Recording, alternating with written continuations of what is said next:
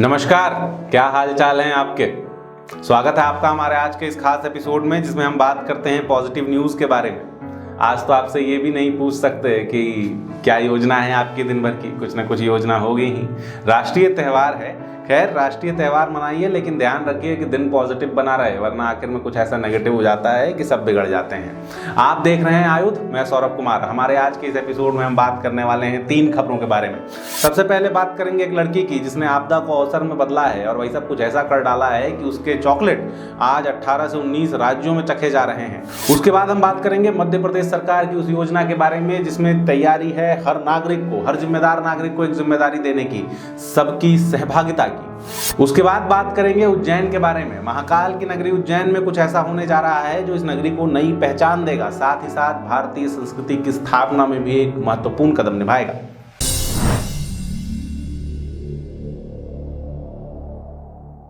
हमारी आज की पहली खबर भी आज के दिन से कुछ जुड़ी हुई है। अगर आप भी राष्ट्रीय त्यौहार मना रहे हैं, वैलेंटाइंस डे मना रहे हैं, तो एक चॉकलेट आपने भी जरूर खरीद लिया होगा, या तो स्कूल बैग में रखा होगा या किसी ऐसी जगह जहां घर का कोई और ढूंढ ना पाए। लेकिन हम बात करेंगे गंज बासोदा की रहने वाली 22 वर्षीय सेजल की। सेजल ने भी चॉकलेट बेचना शुरू किया है, लेकिन उसने चॉकलेट के काम को इस तरीके से शुरू किया कि यह आज उसे सशक्त बना रहा है, उसे मजबूती दे रहा है। हम में से कई सारे युवा होते हैं, सबको रोजगार चाहिए, दबाव का टाइम है, प्रेशर में आ जाते हैं, कुछ ना कुछ तो करना ही पड़ेगा। यही प्रेशर शायद सेजल पे भी रहा होगा, लेकिन उसने किसी कॉम्पिटिटिव एग्जाम की तैयारी करने की जगह, कोरोना के समय जब सब घर पे बैठे थे उसमें परेशान होकर सोशल मीडिया पर पोस्ट करने की जगह उसने सोशल मीडिया को एक हथियार के तौर पर इस्तेमाल करने का तय किया। कोरोना के लॉकडाउन में सेजल ने चॉकलेट बनाने शुरू किए, कस्टमाइज्ड चॉकलेट ऐसे कि आप ऑर्डर कीजिए, बताइए कैसा बनाना है और सेजल वैसी चॉकलेट बनाकर आप तक पहुंचाती हैं। जब उन्होंने इसकी शुरुआत की थी तो शुरुआत कुछ दोस्तों से हुई थी। देखते ही देखते आज सेजल के इंस्टाग्राम अकाउंट पर लगभग 5,500 फॉलोअर्स हैं और उनके चॉकलेट 18 से 19 राज्यों में पहुंच रहे हैं।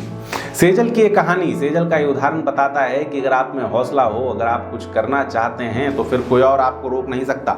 टेक्नोलॉजी की इस दुनिया में आपके पास ताकत है कि आप जहां चाहे पहुंच सकते हैं। आपके पास ताकत है कि आप जिस चीज़ को सबसे बेहतर तरीके से करते हैं उसे अपने व्यापार में बदल सकते हैं। सेजल को बहुत बहुत शुभकामनाएं।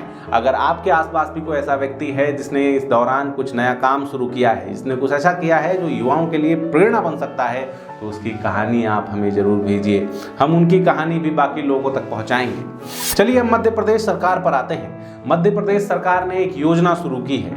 योजना का नाम है एडॉप्ट आंगनवाड़ी। वैसे तो सरकार की बहुत सारी योजनाएं शुरू होती हैं, लेकिन यह योजना ऐसी है कि वो समाज को सीधे सरकार से जोड़ रही है, प्रशासन से जोड़ रही है। भारतीय संस्कृति में एक चीज महत्वपूर्ण रही है, सामाजिक सहभागिता की भावना कि हम अपने समाज के लिए कुछ करना चाहते हैं। अगर आप भी अपने समाज के लिए कुछ करना चाहते हैं तो सरकार की योजना आपको ध्यान से सुननी चाहिए। मध्य प्रदेश सरकार ने सभी जिम्मेदार नागरिकों और अधिकारियों से अनुरोध किया है कि वो अपने जिले में चलने वाली किसी भी एक आंगनबाड़ी को गोद ले सकते हैं। वर्तमान समय में मध्य प्रदेश में 97,135 आंगनबाड़ियां संचालित होती हैं। इन आंगनबाड़ियों में 3 से 6 साल तक के बच्चे पढ़ते हैं। बच्चे आते हैं, खेलते हैं, साथ ही उनके भोजन की भी व्यवस्था की जाती है। लेकिन जब 97,000 आंगनबाड़ियां संचालित हो रही हों तो उनकी देख रेख करना थोड़ा मुश्किल हो जाता है। ऊपर से अलग क्षेत्र में अलग जगहों पर चल रहे आंगनबाड़ियों की आवश्यकताएं अलग अलग होती हैं। तो सरकार ने एक नायाब तरीका ढूंढ निकाला है और सरकार की इस घोषणा के बाद नागरिक भी बड़ी संख्या में आगे आ रहे हैं। अगर आप देखिए तो जबलपुर संभाग में 14,313, नर्मदापुर संभाग में 4,485, सागर संभाग में 7,563 और उज्जैन संभाग में 8,967 लोगों ने आवेदन दिए हैं कि वो आंगनबाड़ियों को गोद लेना चाहते हैं। बाकी जगहों पर भी स्थिति लगभग ऐसी ही है। बड़ी से बड़ी संख्या में लोग सामने आ रहे हैं कि वो आंगनबाड़ियों को गोद लेंगे। ये लोग इन आंगनबाड़ियों को गोद लेने के बाद इनके अधोसंरचना का विकास करेंगे, बच्चों को सही शिक्षा मिले, सही पोषण मिले, इसकी व्यवस्था करेंगे। इसके साथ ही वो आंगनबाड़ियों से भावनात्मक स्तर पर भी जुड़ेंगे। वहाँ पढ़ने वाले बच्चे उनके अपने बच्चों की तरह होंगे और पूरा विश्वास है आयुध परिवार को कि इस घोषणा के बाद, इस प्रयास के बाद आंगनबाड़ियों की स्थिति और बेहतर होगी। चलिए अब महाकाल की नगरी उज्जैन की तरफ चलते हैं। जब भी उज्जैन की बात आती है तो सबसे पहले तस्वीर चेहरे पर बनती है वो महाकाल की बनती है। लेकिन अब उज्जैन में एक घड़ी बनाने की तैयारी है, एक ऐसी घड़ी जो अपनी तरह की भारत में पहली होगी। यह घड़ी समय तो बताएगी ही, मगर वैदिक संस्कृति के हिसाब से बताएगी, भारतीय कैलेंडर के हिसाब से बताएगी। यह घड़ी दिन के 24 घंटे को 30 मुहूर्तों में बांटकर बताएगी। इस घड़ी को उज्जैन में ही क्यों बनाया जा रहा है?